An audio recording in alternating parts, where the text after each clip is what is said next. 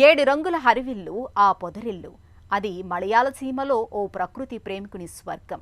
చంద్రన్ అనే ఓ ఆసామి నిజం చేసుకున్న ఆకుపచ్చ స్వప్నం.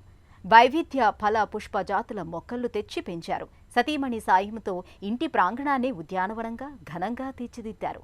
పనికిరావని పారవేసే వ్యర్థ వస్తువులతో ఆవరణను అలంకరించి తన ఫల పుష్ప లోకానికి నేను త్రిశూరు జిల్లా అంబళ్ళూరులో ఉంటున్నాను.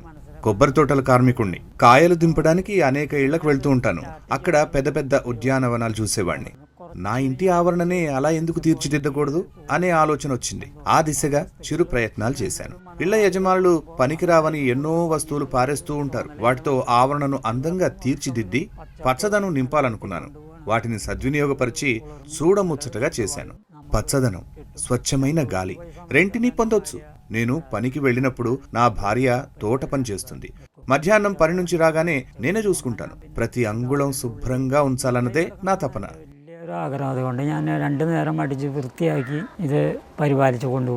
ఓ సామాన్య కుటుంబంలో పుట్టిన చంద్రన్ 9వ తరగతి వరకు చదివారు. కుటుంబ పోషణ బాధ్యతలతో 14 ఏళ్లకే చదువు చాలించారు.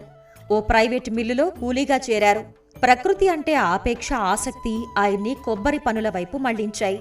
పనిచేసే మిల్లు మూసేయడంతో అచ్చంగా కొబ్బరికాయలు కోసే పని చేశారు.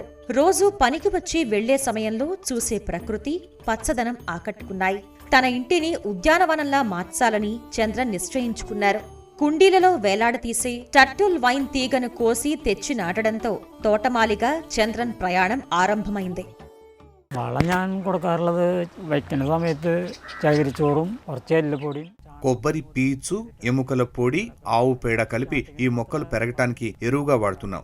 మొక్కలు నాటే సమయంలో మాత్రమే రసాయన ఎరువులు వాడతాం. ఇంటి ముందున్న 1.5 సెంట్ల జాగాను మొక్కల కోసమే ఉపయోగిస్తున్నాం. వ్యర్థాలను మొక్కలకు వాడుతున్నాం. ప్యాన్ రెక్కలు, పాత ఫుట్బాల్స్, కుండలు, ఇలా ఇవన్నీ మొక్కలకు ఉపయోగపడేలా చేస్తున్నాం. ఈ పనిని ఇంకా కొనసాగించాలని కోరుకుంటున్నాను.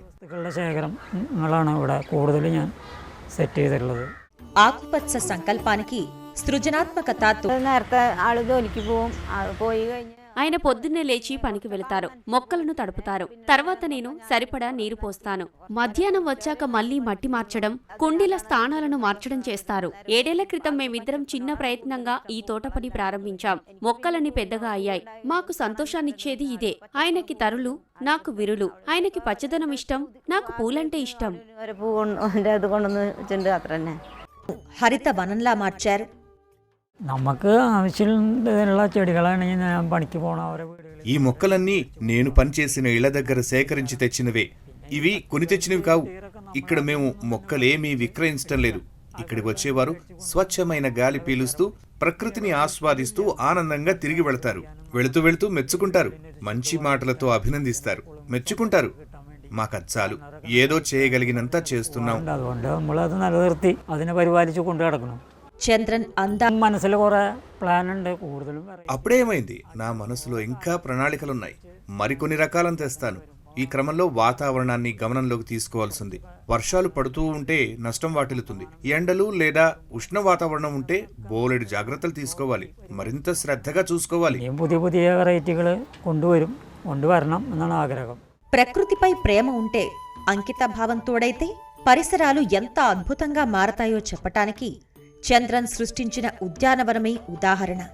ఆయన కృషి పర్యావరణ పరిరక్షకులకు నిత్య ప్రేరణ.